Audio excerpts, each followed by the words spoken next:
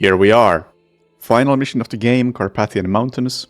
And mastering this is gonna be pretty straightforward, and not just because it's a train, but also because it's only got 5 levels of mastery as opposed to 20.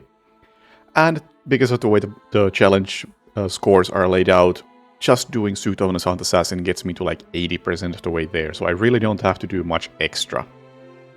Anyway, on level 1 of Carpathian Mountains, mastery level 1 that is, the only starting location available is the Reflection, which is a several minutes long cutscene that I cannot skip. So, in order to make this something palatable, I'm gonna pass the microphone to my future self during the cutscene, and after the cutscene I'm gonna make a save and load that save, and then do the rest of the mission from that save file, just to preserve my own sanity. So, see you on the other side of that cutscene. Hello from the future. I'm here with another Q&A session. First up, since you're not a fan of emetic items like the Seeker or the gas grenade, I wanted to ask, are there any other items or even glitches that you prefer not to use in runs, and why? Well, as far as items go, not really. I might say something like the electrocution devices, as I do think they might also be a bit overpowered, but they seem to be only overpowered in Freelancer or Contracts mode, which I don't play, so I don't really care, whereas the emetic ones are kind of overpowered everywhere. As for glitches, in these mastery runs I try not to use any glitches. I sometimes do little things like shooting sodas through the floor in Hokkaido, but anything major I try to avoid. However, in other runs, I am very open to glitches. For instance, I have been routing a Season 1 Silent Assassin new game type run, where I specifically want to showcase all sorts of cool glitches and things. And in that, of course, anything goes. Are you gonna do a complete anthology run someday? Yes, and that is part of the reason why I was doing that Season 1 new game type run. There's no timeline, it's slowly working its way somewhere in the back burner. How do you plan these routes?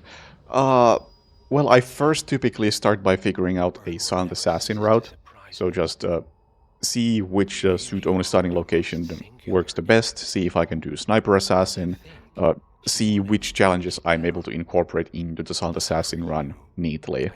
And once I have that, I switch to routing the initial route, which is just whatever can I do from the initial starting location without it interfering with the potential other routes that would end up in the middle.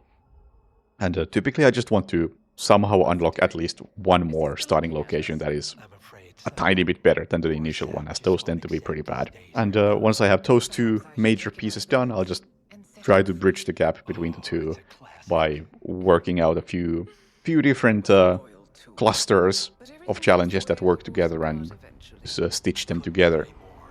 How many attempts does each recording take after you've decided on a route? Do you splice the good runs together, or do you try and do it all the way through?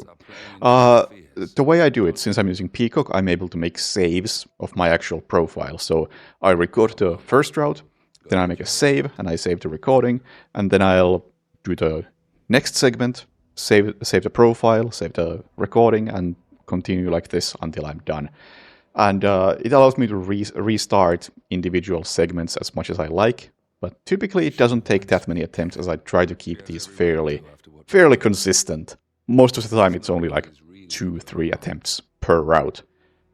I think the Isle of Gale Sniper Assassin route was one of the most inconsistent ones, taking like 10 attempts or something.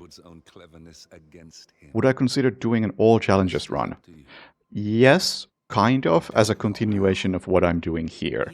So I would take the save file I currently have, where I've completed a bunch of challenges for the mastery, and then do a run of the remaining challenges to reach 100%. But as for doing everything from fresh save file to 100%, I think that's a bit much, especially since I've already done so much with the mastery runs. Why is your camera black and white? Well, I don't want it to distract too much from the gameplay, which I think is the king. And it's also much more forgiving when you have poor lighting in your room. So I just think it looks nicer.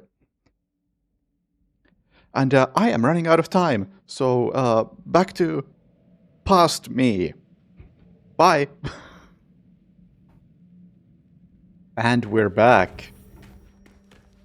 Since this mission is so extremely linear, I don't know if I can do proper commentary on this, or at least insightful commentary beyond, yup, moving on to the next track. But I'll see what I can do. That poster over there is the code for this keypad. And that's the most insightful thing about this entire room. Crowbar to unlock the door.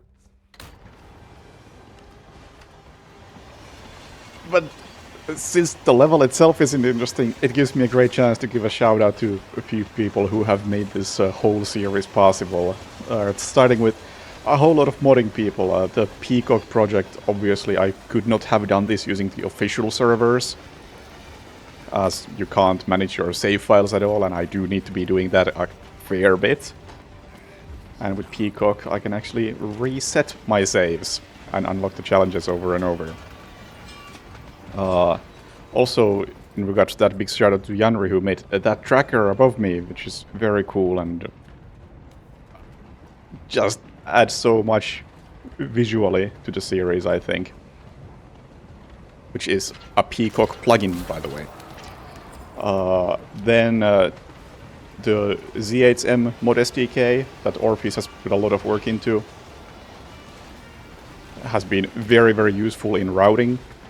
Namely because of things like free cam or being able to spawn items on the map. I feel like trying to route this game without that would have been a huge pain in the ass. And then everything related to RPKG modding. I don't really use a whole lot of that, it's not super vital. But sure has been helpful in making me appreciate this game more when I have things like more readable UI and being able to mute Diana, for instance. Oh hey, a little bit of a trickery thingy here. I'm gonna stand behind this guy until he turns around and then I'm gonna go into the cabin. Woo! Super exciting. And another big shout out to Adam Johnstone 8 or Down Graphics, who made all the really cool thumbnails for the videos in this series, as well as other videos on my channel. I think he's done a really cool work with those. Anyway, we're getting a silencer now. And immediately we're gonna use that silencer to fire a distraction shot into that cabin. Not very precise where it goes, just need those guys to turn around so I can sneak in through this window and climb up. Also, one of the rare challenges I actually have to go out of my way to do was that shot. Wow! Exciting stuff. Anyway, this cart is a bit risky. There is a chance that the guy on the right turns his head so that I get spotted. Didn't happen this time, as it usually doesn't. This cart also a bit risky. As I go out, then go back in, and then go out. On that second time going out, there is a chance that the guy on the right catches me. Not this time. The chances of those people catching me are so slim that I don't bother doing anything about them. It would just be a case of very unfortunate luck. And then we continue to traverse the train. Apologies for the insightful commentary. But hey, one more shout out to the people who have been watching me do all the routing on Twitch as I've been figuring out how do I make all of this work and brainstorming ideas for different missions and different routes. Also been very helpful and motivating. Right. Gonna backtrack a bit to get a grenade, as that's the challenge, and I can use the grenade later on. Flashbang everybody here using the fuse I picked up in the previous carriage. And then in the next cart I actually have a tiny bit of a strat, which is crazy. strat in here. Wait for the guy on the left to walk away. He's on a proximity trigger. And then I'm gonna take cover here before this guy sees anything. Which lets me access this cabinet as he's facing down. And get another fuse. You can also just duplicate the first fuse by picking it up really quick. But I tend to use as few glitches as possible in these routes.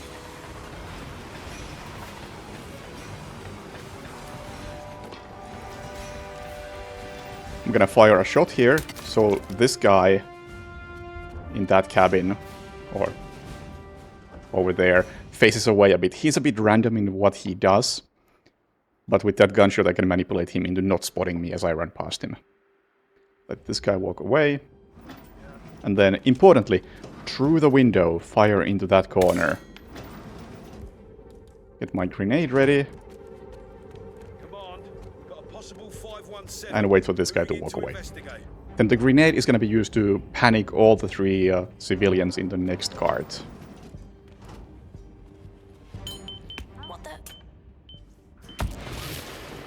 And there we go. We are effectively done with the game now. Just a constant left to go.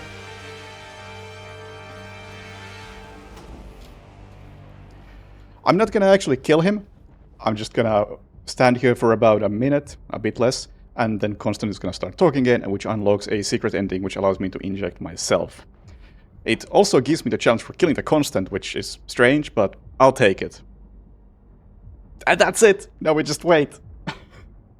I guess last shout out, thank you there. Watching, following, and I hope you stick around for whatever comes next. I'm not yet sure what that is, but there's a lot of Hitman left to go. It's been, like I've said multiple times during this is the most fun I've had doing anything speedrunning related, and I want to keep doing things like this. Now please start talking. I am personally done talking. Thoughts. Perhaps we understand each other after all. Go on then, free yourself. Lucas and we are done. Thanks for watching, and I hope to see you next time in I don't know what context. It'll have something to do with Hitman in all likelihood. But until then, bye! Thank you, my friend. I will take care of you now. Just lied, I'm back because I want to see me actually unlock these challenges. Wake up. Which happens after this cutscene. Wake up, my friend. It's the dawn of a new day, and you have things to do.